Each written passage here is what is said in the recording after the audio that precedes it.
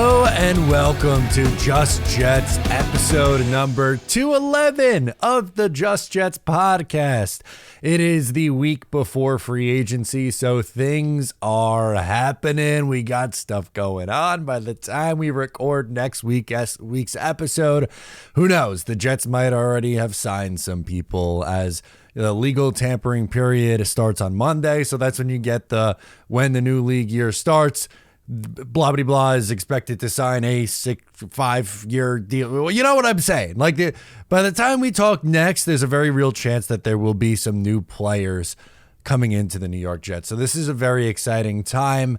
We're going to get into what the Jets free agency plan should be. We're going to talk about some guys who were cut, and we will also get into your voicemails as well. Before we start the program, I know we're talking free agency right now. That's the big focus, but you can't forget about the NFL draft, and you can't forget about the Talkin' Jets draft party. Yes, we are excited. The first ever in-person draft party for the Talkin' Jets. That's myself, Ryan, Green Bean. We will be live streaming the first round of the NFL draft live and in person. We do all 3 days. We've done it since the 2020 draft. So this is 20, 21, 22, 23, 24, year 5. 5 years of live streaming all 3 days of the draft. It's kind of crazy. It's long, it's tedious, but we have an absolute blast doing it. So make sure to come out and hang out with us in person at the main event on Long Island in Farmingdale. Your ticket comes with open bar for the length of the first round. That is exciting. I'll be taking advantage of that. There's a Talkin' Jets buffet as well. So you're going to get a ton of different food, like off the top of my, like wings, potato skins, chicken parm, stuff like that. Some good football food. And we're going to have like crowd cam reactions to stuff. It's going to be a blast. So make sure to get in on the fun over on talkinjets.com. Get your tickets while they last. And I'm excited for that. So anyway, let's hop into the first program or first thing on the docket here on the program, which is free agency. So yesterday, the New York Jets cut CJ Uzomah, and they are now up to roughly $26 million in cap space. Cap space is important because, well, the New York Jets, as you mentioned, next week, you're hoping that they are going to be able to sign some guys and add to this team and try to get themselves into the playoffs, which is something they haven't done since the 2010 season. They can create more cap space, though. There are ways for them. It's not like they're just stuck at $26 million. To me, there are 3 obvious things that the Jets should do to get that number up. But almost essentially doubled, right? So if you restructure both CJ Mosley and John Franklin Myers, that goes a long way. Plus either a DJ Reed restructure or more preferably a DJ Reed extension. So for the sake of argument, we'll go my favorite route. The Mosley and JFM gets restructured, Reed extension. That would get the Jets up to $52 million in cap space. Sign me up for that, baby. $52 million in cap space. That would be ideal. Obviously, the more the better, but 52 is a much better looking number for the New York Jets. And again, I think that's should be theoretically enough for them to go out and do what they have to do, which is kind of what I want to get into next in no particular order here. Let's start with the wide receivers. I think it's important for the Jets to add 2 bodies in the wide receiver room. Yes, they could do stuff in the draft as well, but we're going to talk about the 2 things that they need in this wide receiver room. They could use a true wide receiver 2, and they could use a depth guy. Now, what I mean for a true wide receiver 2, unfortunately, last year, their plan was to sign Allen Lazard and hope that he would be elevated by Aaron Rodgers. And there were things about Allen Lazard's game that I liked for him as a receiver. I thought, maybe eventually a Corey Davis replacement. Didn't think Corey Davis would retire on the eve of the season, but it was unfortunate what ended up happening there with Corey. And we know, unfortunately, it didn't work out with Allen Lazard. But Moral of the story is they need a guy who can complement Garrett Wilson well. And the biggest name who is expected to hit the market is Calvin Ridley. Calvin Ridley is going to probably yield $18 million a year. That's a lot of money, granted. Garrett Wilson does not have to get paid for 3 more years, which is a plus, right? He's going into year 3, year 4, 5th-year option, and then from there is when the big money is going to start coming in, rolling in after that. But a Calvin Ridley addition in the short term, I think, would be wise for this team. But it's not a guarantee that they're going to get him because, as I mentioned, there's going to be a lot of competition because he's probably going to end up being the best guy who hits the market. So they might have to get creative and go with a trade, which is obviously something that I've talked about. Cortland Sutton's a name that gets brought up a ton from Denver. I like him a lot. I think he would complement Garrett Wilson well as a bigger, red zone threat. At 6'4", more of a jump ball guy with Aaron Rodgers, which would be exciting. Or if you want someone who's stylistically maybe a little bit more similar to a Calvin Ridley or Garrett Wilson, Deontay Johnson's a new name that has kind of surfaced as maybe he isn't as happy in Pittsburgh. He's someone who's kind of advocated more for Mason Rudolph, and they could be going right back to Kenny Pickett here. So that's going to be an interesting one to see how they go about fixing that one. And Deontay might end up being the odd man out there. I think they find a way to keep George Pickens. What a stud, what a find that was. But Deontay Johnson, I could see them maybe potentially moving on. And we saw in 2010, the New York Jets, or before the 2010 season, the Jets go out and swing a trade, 5th-round pick for a solid receiver in Santonio Holmes, who had an unbelievable catch in the 2008 season to win a Super Bowl for the Pittsburgh Steelers. And then the Jets trade for him before the start of the 2010 season. Has a big year for the Jets, gets an extension, and is there for the next little bit. And also beyond that, you have some depth options as well. So the Jets have already been linked to Kendrick Bourne. He is not a wide receiver too, if that's their plan, or to sign Kendrick Bourne as the second wide receiver. Not really my preference, but I'll throw him, Tyler Boyd, Curtis Samuel, like that depth tier of wide receiver, I think is an interesting one. And they might have to come away with someone in that boat as well. In that, we'll say $7 to $9 million range. And then maybe, as I said, get creative, because if you miss out on Ridley, there's a pretty big drop off after that. Like, I don't want to pay Gabe Davis to be a wide receiver too. He wasn't a good wide receiver too in Buffalo. He's more of a third guy in the pecking order.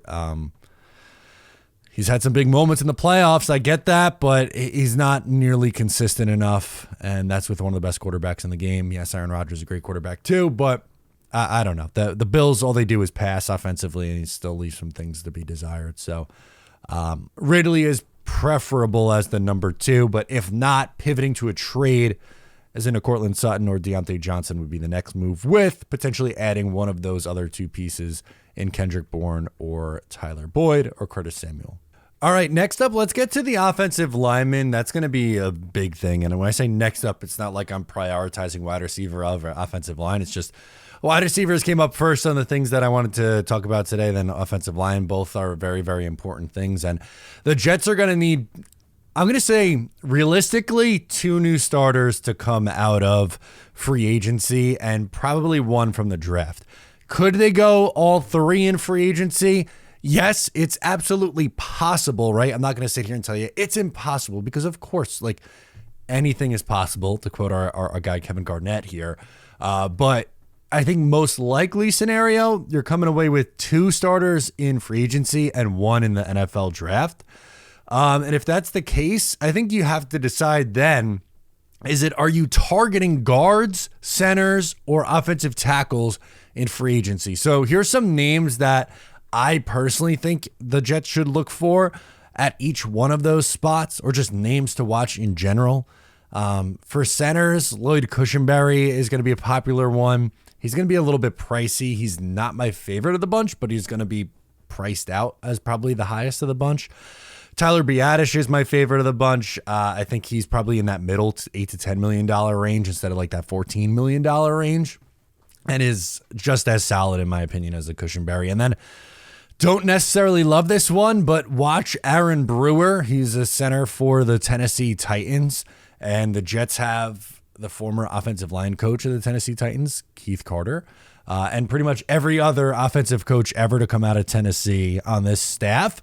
So Brewer would absolutely be a name to watch. But the thing that bothers me is he had one great year, which was this year, and it was when Keith Carter was gone. So like you're going to bring him in when he stunk the last couple of years before that, when Keith was the offensive line coach. Keith Carter leaves. Aaron Brewer has a career season. Coincidence? I think not. So I would be a little bit weary of that one. At guard, Kevin Zeitler is the big fish that I think I would be most intrigued with going out there and signing. Other names to watch: Ezra Cleveland, Graham Glasgow, John Runyon, because of his connection with Aaron Rodgers, is also going to be one to check out. So all good things there, and make sure to keep an eye on those names. And last but not least, the offensive tackles.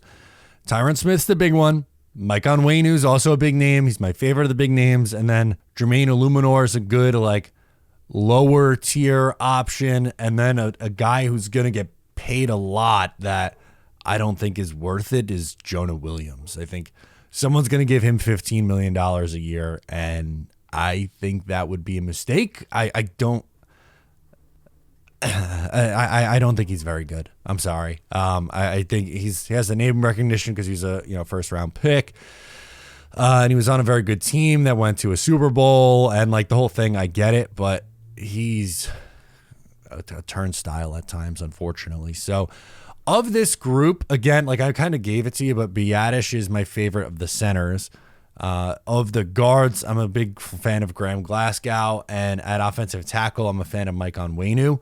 So come away with two of those three guys, and then that'll be dependent also on where you're going, AVT and Joe Tippmann, because that's something else the Jets have to decide. Where the hell are they putting Elijah Vera-Tucker, Joe Tippmann on this line? Is it tackle or is it guard for AVT? And is it center or is it guard for Joe Tippmann? And my unreasonable hot take is I don't care where they play. I don't care sounds harsh, but I mean, I'm not pigeonholing myself into saying they absolutely have to. AVT absolutely has to play tackle or guard, or Joe Tippmann absolutely has to play center or guard. I think you let the chips fall as they may, and then let their versatility be a part of the equation with, depending on who else you are able to add and bring in here. I think you can make a case for Elijah Vera-Tucker at tackle because it would be significantly easier to fill the guard spots on the interior. I think you could also make a case for playing him at guard because of his ceiling at that position. And maybe the Jets just want to go a different direction. And then for Joe Tippmann at center, natural position, right? But then at guard, he's bigger and his body type is more suited as a guard than it is a center, but he played center in college. So do you want to just continue that? So there's many ways the Jets could go about fixing the line, and we're going to have a better idea of who's going to go where and what the Jets will need going into the NFL draft in about a week's time. It's going to be exciting. I'm looking forward to that. And then just last things, retain. They need to retain the special teams guys, Morstead, Zerloin, Hardy. I would do anything I can to make sure all three of those guys are back. All three of those guys are going to be a combined maybe $6 million, something like that. I think it's worthwhile in order to bring those guys back at that price, because the Jets had a top 3 special teams unit last year. If they have an elite special teams and elite defense again, and the offense is average, then I think they're absolutely a playoff team. And then it's really beyond that, right? Like how far they can go based off of, Rodgers' play and how far along the offensive line comes and health and all that other stuff. From there, on the defensive side of the ball, I would retain Chuck Clark and Ashton Davis at safety and have essentially those two be the strong safeties, whichever one, and have Tony Adams as the free safety. And then on the interior defensive line, Solomon Thomas, Quentin Jefferson are also two names that I think would be worthwhile to bring. Guys, I'd like to talk to you about a problem I've been having. So naturally, like most people, I always start my day with a cup of coffee. That's the thing that I look forward to when I wake up. And then in the afternoon, though, I find myself needing another one around 1:30, 2 o'clock. I'm like, I could really use another cup of coffee. So I find myself, I'm going back downstairs, I'm making another cup. But the problem is that my energy level just isn't there throughout the day usually. I never really liked how energy drinks made me feel, so I tried a couple of those and wasn't really doing it for me. But instead, I decided to try Magic Mind. Right here, baby, Magic Mind. And I noticed an immediate impact. After my first week, I noticed I was more focused throughout the day, and I was even sleeping better at night because I didn't have all this caffeine running through my body. It has all natural ingredients. It's sugar-free, nut-free, vegan, keto, and paleo-friendly. I totally recommend you try it. And for a limited time, you get 56% off your first subscription, or you could do 20% off your one-time purchase if you go to magicmind.com/justjets and use my code JustJets20. That's right. JustJets20 is getting you 56% off your first subscription or 20% off your one-time purchase. The Kardashians drink it. Joe Rogan had it on his podcast. And yes, even I drink it.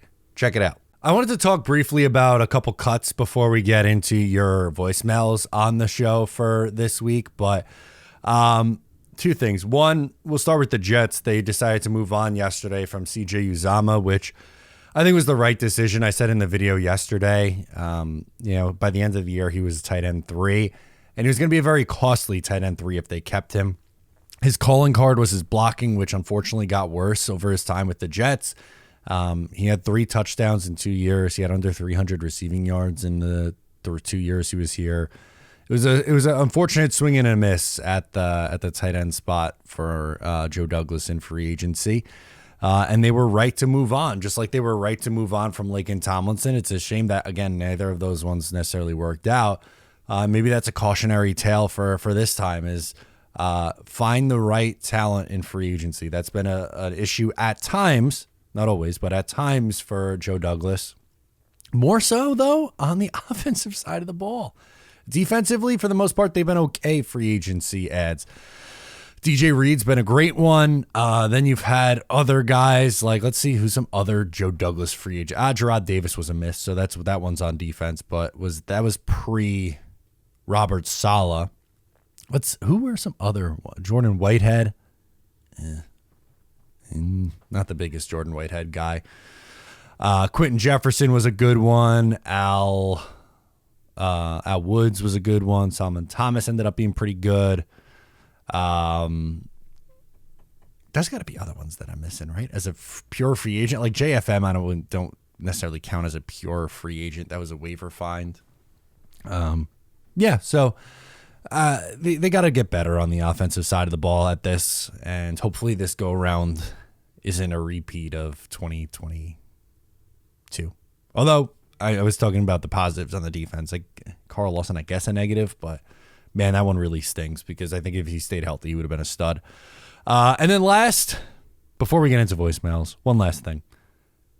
It's a shame, but Jamal Adams was cut. And I don't like to be the guy who keeps bringing up former players. But in this instance, when the guy was so adamant about getting out of here and handled it the way that he did, and for it to go as poorly as it did in Seattle while the Jets got 2 building block pieces on their offense in Elijah Vera Tucker and Garrett Wilson, that's a win. That is absolutely a win. And I think you should celebrate that fleece that Joe Douglas made 4 years ago and still reaping the benefits of it. And hopefully this year it turns into a more positive of a playoff appearance. A playoff appearance for the New York Jets. Sign me up for that. All right, guys, let's get into the voicemails on this show. We're going to get started with no name on this first call, but they want to talk about some Brock Bowers in the NFL draft. Hey, Matt, what's going on? Huge fan here. Been watching for a couple of years now. Really love your videos and appreciate what you do. With that being said, with the draft looming, Jets at 10, maybe people have been talking about Brock Bowers. Maybe that's an unrealistic pick because we got to take an O-lineman, but what would it look like? The rest of free agency looks like if we did take Brock Bowers at 10. How would we get another lineman? How would you compensate that? Maybe just, appreciate it. Thank you. Take care. So in this scenario, I think Elijah Vera-Tucker would have to be one of your tackles at either left or right tackle. So let's do left tackle Tyron Smith, who's expected to hit the market, and would imagine that the Jets are going to be very involved there. He misses time. He hasn't played a full season since 2015. It's a long time ago now. I'm not necessarily advocating for this as my favorite plan, but in this scenario where doing it so you can make Brock Bowers work, a veteran left tackle, we'll say. And then on the right side, Elijah Vera-Tucker, Joe Tippmann at either center or guard, and then another guard or center, depending on where you play him in free agency. So you're signing 3 guys, 2 interior, 1 tackle, in order to do it that way. The names that I would go, I guess, can you get both Cowboys guys, Biadasz and Tyron Smith? Or I like Onwenu as a tackle, but then that's a right tackle, and I don't know if Elijah Vera-Tucker can play left tackle, but AVT, Ezra Cleveland, Joe Tippmann, Graham Glasgow, and Mike Onwenu, something like that. It's possible. There's ways. Again, there's a world where they can get Brock Bowers, and I think it's most likely going to be an offensive lineman. But as I've said before, Brock Bowers would be a really exciting player to add in this offense. He'd be another weapon for Aaron Rodgers, and the Jets need a couple more weapons in this offense. And I think there's a chance he's a really good player at the next level. So I'm not going to be upset if the Jets draft him. I'm going to be curious about what their plan is on the offensive line. But assuming they get to that point where they feel they could take a Brock Bowers, I'm going to guess that they're pretty far along on this offensive line. Let's do PG from Long Island up next. He wants to talk about Bryce Huff. Hello, Matt. PG from Long Island here. Couple things. One, I just want to say I'm happy that Constantine from PA is back. Glad you guys worked that out. I'll be honest, I thought you were a little tough on him, but okay. It's your show. You say what you want, and you never cross the line. Stay professional. So he apologized, and you guys worked it out. Listen, he's a passionate Jet fan, and that's what shows like this need, right? So I'm glad. I enjoyed his calls. I'm glad you stayed, professional, and he's back calling in. Second thing I want to talk about is Bryce Huff. Now, Tom Pelissero, I listened to him on a podcast over the weekend where he said that the Jets got calls about, trading Huff, both in the training camp and again at the trade deadline, and they didn't do it. I mean, first of all, the first mistake was you don't sign him to an extension, and then you get a chance to trade for him, and you don't do that. And now he's going to walk out the door. He's turning 26 in April, so he's in his prime. He is an elite pass rusher in the league, and not only do the Jets need that, of course, every team needs that. And he's going to walk out the door without any compensation whatsoever. I mean, third-round compensatory pick is probably not going to happen because the Jets are going to have their own free agents. So how does this happen? How does Joe Douglas let this happen? A homegrown talent in a premium position, and he's going to walk out the door in his prime without any return. It's mind-boggling, and I don't understand it. I was a big fan of Joe Douglas in the beginning. He made some good moves early, no trade, the Adams trade, whatever. Mm-hmm. But lately, and this is just the biggest glaring error. I mean, I just don't understand it. And anyway, I want to get your thoughts on that, Matt. And as always, go Jets. PG, I appreciate you, man. Thank you for checking in and sharing your thoughts on Bryce Huff.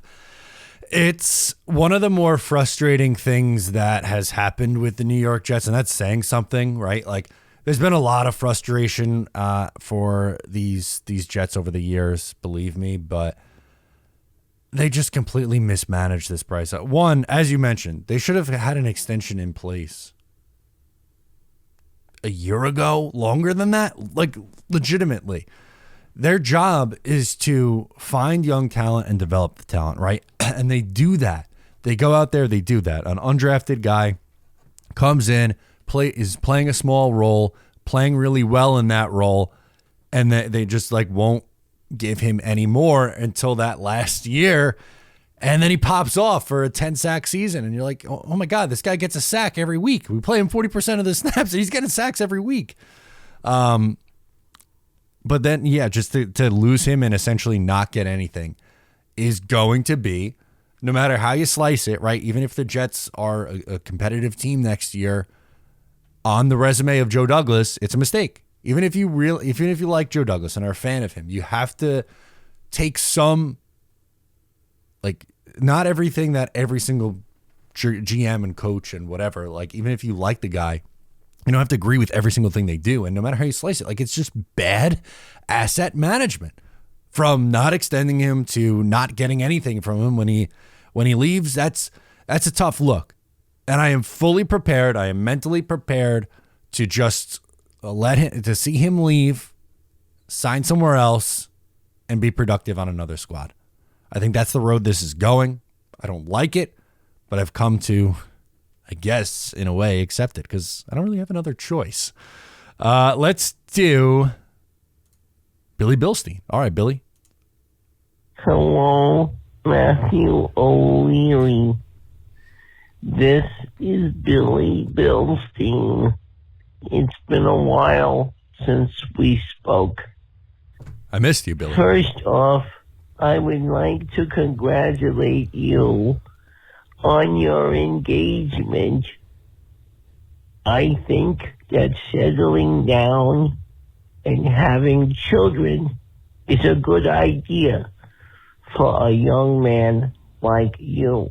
Thank you.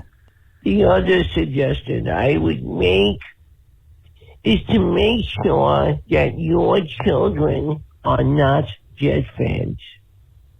After a lifetime of crushing disappointment, after one measly Super Bowl victory that is long distant in my memory, I think that it might be cruel and abusive to allow your children to root for this crappy team. Have them root for an organization that likes to get good football players, retain them, and win. Matthew O'Leary, I would like to ask you a question about running back. Let's hear it. Where in the draft do you see the Jets taking a running back to? Because we need a backup running back unless Abawakananda can fill the role. What do you think about that? I bid you adieu. Billy, great job getting out your point across very quickly, as always. They could take one on day 3, in theory, but I would like to pitch you a different idea. How about free agency? There should be relatively cheap, productive options in free agency. And I'm not talking like, oh, let's pony up big money for Saquon Barkley or Austin Eckler or someone like. I'm not talking a necessarily name recognition guy who's 28 years old, and you're going to pay close to $10 million. Devin Singletary for 3 might be enough. DeAndre Swift is a name that I really like a lot. I think he's probably going to go somewhere where he could be a starter, but if the money works, DeAndre Swift would be a name that I would like. Antonio Gibson's an interesting name, and he's a good back out of the backfield, catching passes. That's another one. I think I lean free agency, or maybe like a late dart throw, like a Mayan Williams or someone like that. Really change it up, a bowling ball kind of back to be very different than what the Jets have. But they do need a running back too. They could get one in free agency relatively cheap, I think. And that might be the better way to go about it. Anyway, let's go to Rez from PA next. Hey, Matt. Long time no speak to. It's Rez from Pennsylvania. So, wanted to jump in after today's news. Well, as of March 5th. So basically, as Ueno didn't get tagged, they tagged Kyle Duggar. So, wanted to get your feel on this whole thing. You're probably already going to put this out, but say we get Ueno, and say we get our hands on a guy like, let's just throw him out there, Robert Hunt. Where he's a free agent, probably going to be a lot of money, but let's say we get him. Then we also signed Smith, Aaron Smith, Bakhtiari. We still have Max Mitchell, Carter Warren, very high on Carter Warren. I think he just needs development. And obviously, our center. We keep our center where he is, Pittman. And then we go and draft Odunze. Let me know what you think about that, man. As always, go Jets. Yeah, I appreciate that. It's a different perspective, right? Because most people are assuming, and it's a fair assumption right now because of how big of a hole they have, that would be offensive line. I don't even know if it's a guarantee that Odunze makes it to pick 10. I like him a lot. But I think it depends on if the Giants are going to trade up for a quarterback. But if they don't, would they get stuck with eating a crap sandwich and have Malik Neighbors and Marvin Harrison Jr. go off right in front of them? That's a possibility. It absolutely is a possibility. I'm interested in it though. I'm not like you said, they would have to do something like that where they get a ton of veterans on this offensive line in order for me to feel comfortable going with wide receiver or tight end. If they do that, if they go wide receiver, Odunze, who I think is going to be good and would be a really nice running mate for Garrett Wilson. If they go that route, they better have figured out the offensive line in free agency, because if not, it's going to be tough. It's going to be real tough. Let's close with Peter from the beautiful Hudson Valley. Hey, Matt. It's Peter from up in the wet, rainy Hudson Valley today, calling in before Wednesday's show to check in before free agency begins next Wednesday the 13th. Get excited. It's time to finally put some pieces in place and have the dominoes fall and see where things land for this team to finally start getting all the pieces that we need to get back to being a, hopefully, playoff team in 2024. Question, well, I might have answered my own question when I started to look at the Jets cap situation and your video in regards to the release of C.J. Uzomah. Again, another move that was needed. And I guess the main reason that it just doesn't look like the Jets have as much cap space before they do all the restructures that they're going to need to do is that it looks like, per Sport Track, the amount of dead cap space they have is pretty equal to what all teams just got from the NFL in regards to the increase in the salary cap. So that kind of sucks that the Jets have that much dead cap space going on right now, because that would be money they could obviously better use to get better players. But my question overall is this. What level of concern are you at with Joe Douglas and the possibility that they might be looking at Tyron Smith for left tackle? And, of course, what percentage do you give Joe Douglas this year in free agency as to how much he's going to have to hit to get this team where it needs to be? Because we know that B.J. Reed and Tyler Conklin are probably the two best free agents they've brought in. And when you look at all the guys they have brought in since Joe Douglas came in, they're at a very low percentage overall in wins there. So do you give him at least a 75% chance or better that he's got a hit on everything? Because I certainly do. And I hope that that's the case. But I am a little concerned about some of the names I'm hearing that they're looking at. We want not only the best players, but the best players who can play pretty much every game and not be lost to injury. Let me know your thoughts on that, and we got a week to go. So, again, let's get excited and go Jets. I love it. Thank you. I appreciate your excitement, Peter, up in the rainy Hudson Valley. You know what? You bring up a good point because he has to hit, and the pressure, I don't know if there's anyone under more pressure right now than Joe Douglas. Maybe Robert Saleh, but to me, I think maybe I shouldn't say most. I put the blame, or a good chunk of the blame last year, on Joe Douglas, more so than Robert Saleh. Now, this is not Robert Saleh getting a free pass. I don't think he did everything correct as well. But there were a lot of red flags going into last year that they were going to rely on Dwayne Brown and Mekhi Becton to be their starting tackles, due to injury history and age was very, very risky. And then especially after Corey Davis retires, it was an obvious need at receiver too. And they kind of sat on their hands, and backup quarterback, the big one. It's been a mixed bag. A mixed bag might be putting it nicely. I would say free agency has been mostly bad for Joe Douglas. You mentioned Tyler Conklin. That's a name I couldn't come up with before as a good free agent addition for the Jets. DJ Reed, Tyler Conklin. Those are the two clear standout, the best of the bunch so far. And he's going to need more Tyler Conklins and DJ Reeds than CJ Uzama's and Laken Tomlinson's and those guys. So you're right to call out that they need to find guys who can come in and not only come in, but play. And that's what scares me about someone like Tyron Smith. When he's on the field, is he one of the best offensive tackles in the football? Yes, of course he is. Is he going to miss you 4 games? At minimum 4 games.